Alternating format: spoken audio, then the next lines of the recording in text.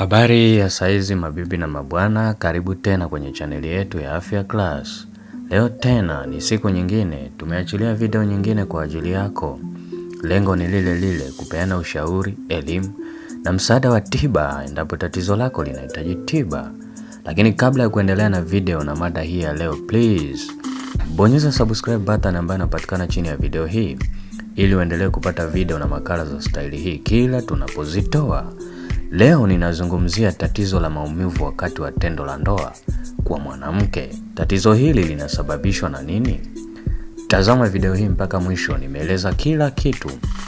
Maumivu wakati wa tendo la ndoa kwa mwanamke ni tatizo ambalo linawapata wanawake wengi kwa hivi sasa.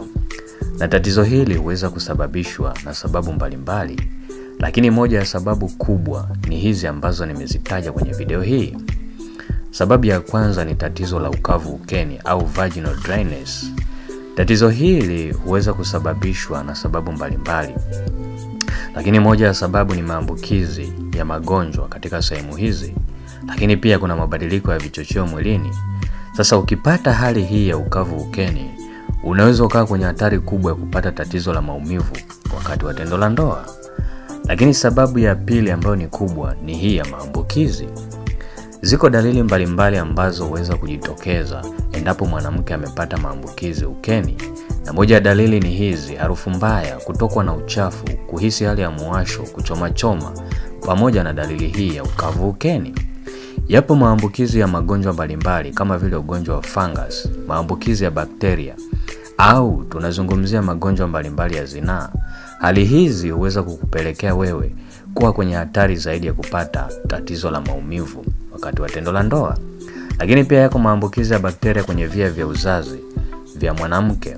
Hapa nazungumzia ugonjwa ambao hujulikana kama PID au pelvic inflammatory disease.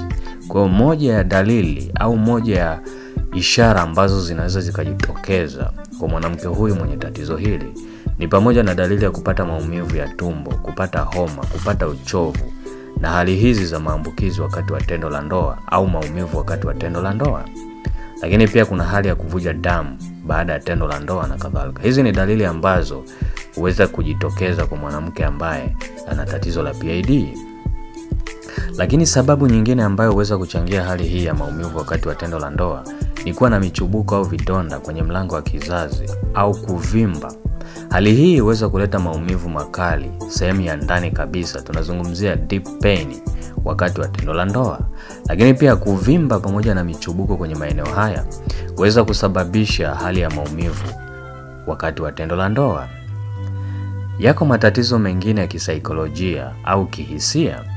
Kwa mfano, mwanamke akiwa na msongo wa mawazo kwa kiwango kikubwa, hofu, kutopata raha ya mwenzi au mpenzi, au uzoefu mbaya ambao amekutana nao wa kushiriki tendo la ndoa siku za nyuma, anaweza kuathirika kisaikolojia na kuingia kwenye hatari hii ya kupata maumivu au kuhisi hali ya maumivu wakati wa tendo la ndoa.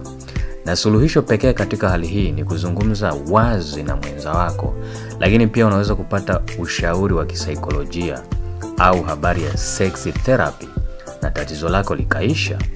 Lakini pia kuna tatizo la uvimbe kwenye kizazi. Tunazungumzia habari ya fibroid au tatizo la endometriosis. Haya ni magonjwa katika mfumo wa uzazi yanayoweza kusababisha maumivu ya kina sehemu ya ndani ya uke. Kwa hiyo ziko dalili mbalimbali ambazo huweza kujitokeza kwa mwanamke mwenye tatizo hili, na moja ya dalili ni hizi za kupata maumivu wakati wa tendo la ndoa, maumivu wakati wa hedhi au wakati wa haja kubwa. Je, una tatizo hili na hujapata msaada bado? Kwa ushauri zaidi, elimu au tiba, usisite. Unaweza kuwasiliana hapa ndani ya Afya Class kupitia kwenye namba ambazo zinapita kwenye screen yako, nasi tutakusaidia na tatizo lako litaisha kabisa. Asante.